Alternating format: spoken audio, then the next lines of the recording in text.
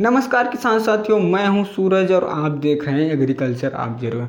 किसान साथियों, आज हम आपके लिए एक और नई वीडियो लेकर आए हैं और आज के हमारे इस वीडियो का टॉपिक है धान की नर्सरी डालते समय कौन सी खाद डालें, कितनी मात्रा में डालें, कब डालें। इन सभी चीज़ों के बारे में आज की इस वीडियो में हम आपको पूरी जानकारी देने वाले हैं कि आपको अपने धान की नर्सरी डालते समय कौन सी खाद का इस्तेमाल करना चाहिए, कितनी मात्रा में करना चाहिए, उसका इस्तेमाल कब करना चाहिए। यानी कि कहने का मतलब है कि आपकी अपनी धान की नर्सरी डालते समय खाद का प्रयोग कब करना चाहिए, इसके बारे में आज हम आपको जानकारी देने वाले हैं।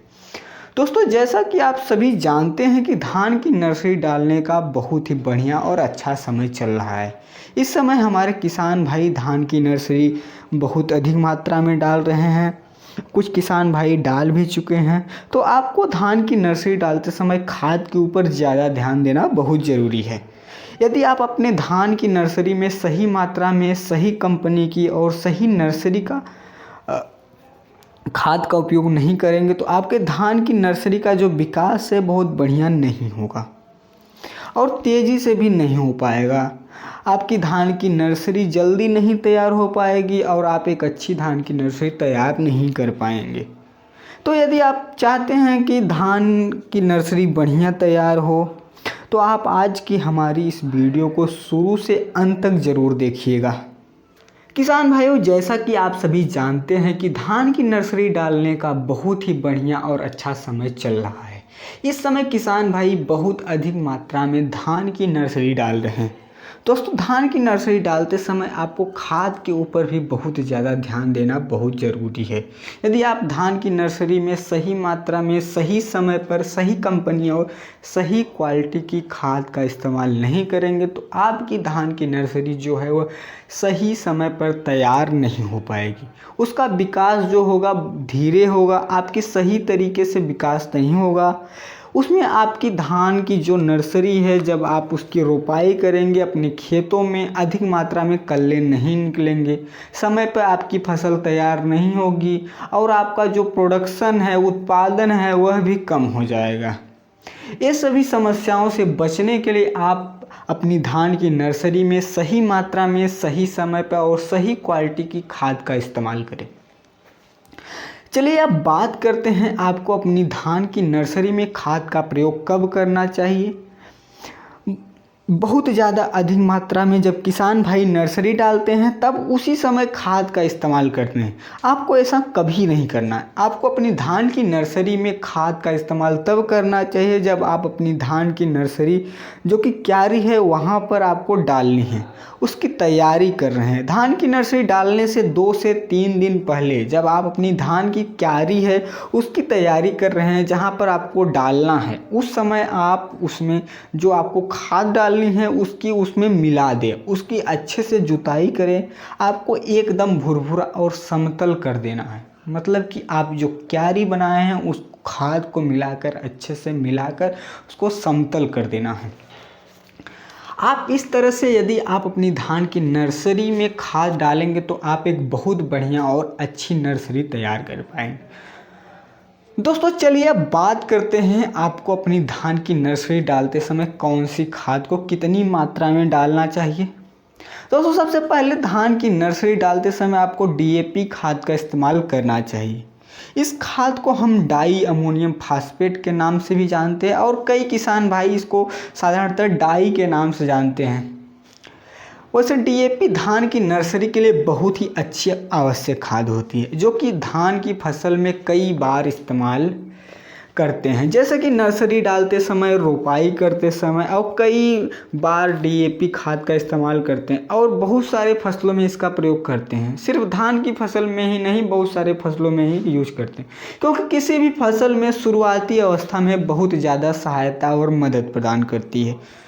जो हमारी फसल होती है उसका विकास बहुत तेज़ी से होता है, उसमें हरापन बना रहता है और साथ में उससे अधिक मात्रा में कल्ले निकलते हैं, उसकी जड़ों का विकास होता है और यह हमारे जो फसल है उसको एकदम स्वस्थ बनाए रखती है। इसलिए आपको अपनी फसल में डीएपी का इस्तेमाल करना चाहिए। चलिए अब बात करते हैं कि आपको धान की नर्सरी डालते समय कितनी मात्रा में डीएपी का इस्तेमाल करना चाहिए।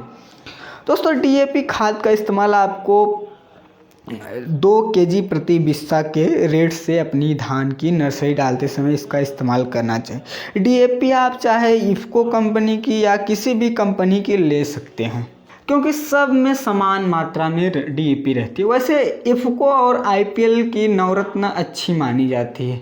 इसके अलावा दोस्तों आपको डीएपी खाद के अलावा यूरिया का इस्तेमाल करना चाहिए।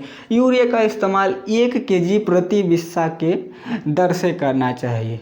यूरिया भी किसान भाइयों हमारे धान की फसल के लिए और धान की नर्सरी के लिए बहुत ज़्यादा आवश्यक होती है। यह हमारी धान की फसल में और धान की नर्सरी में हरापन बनाए रखती है और ऑक्सीजन की कमी को दूर करती है। साथ में यह नाइट्रोजन की कमी को भी दूर करती है।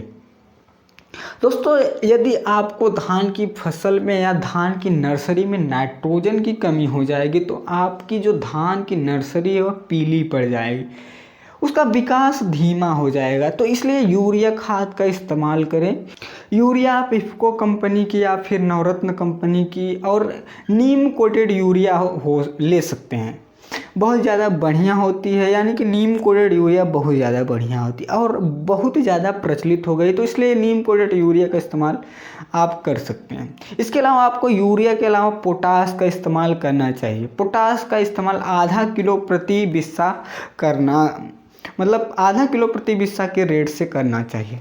दोस्तों पोटास भी बहुत ज़्यादा आवश्यक होती है हमारे धान की फसल के लिए भी और धान की नर्सरी के लिए भी। धान की नर्सरी के लिए तो पोटास का जो महत्वपूर्ण काम होता है वह धान की नर्सरी की जड़ होती है, उसके विकास में बहुत ज़्यादा सहायता करती है। उसकी जड़ें जो होती हैं वह काफ़ी बड़ी होती हैं, फैल जाती हैं, गहराई तक पहुंच जाती हैं, जिससे हमारे जो धान की नर्सरी है वो बहुत ही तेज़ी से ऊपर आती है, उठती है और उसका विकास बहुत तेज़ी से होता है। और उसके अलावा दोस्तों ये हमारे धान की नर्सरी में बहुत ज़्यादा फ़ायदेमंद होती है, उनके विकास के लिए बहुत ज़्यादा आवश्यक होती है। यह उसमें फास्फोरस तत्व की कमी को दूर करता है। दोस्तों यदि आप इन तीनों खाद का इस्तेमाल सही मात्रा में करेंगे तो आप एक बहुत ही बढ़िया और अच्छी धान की नर्सरी तैयार कर पाएंगे। इसके अलावा आप चाहते हो तो फेरस सल्फेट का इस्तेमाल भी कर सकते हैं। एक बहुत बढ़िया माइक्रो न्यूट्रिएंट है जो आपकी धान की नर्सरी में डालना चाहिए, जो आपकी अपनी धान की नर्सरी के विकास के लिए बहुत ज़्यादा आवश्यक है और फ़ायदेमंद होता है। यदि आप इसका इस्तेमाल करेंगे तो आप एक बहुत बढ़िया और अच्छी धान की नर्सरी तैयार कर पाएंगे। इसका इस्तेमाल आप 1 केजी प्रति बिस्सा के हिसाब से कर सकते हैं। तो साथियों आज की वीडियो में बस इतना ही, मिलते हैं अगले वीडियो में, तब तक के लिए राम राम।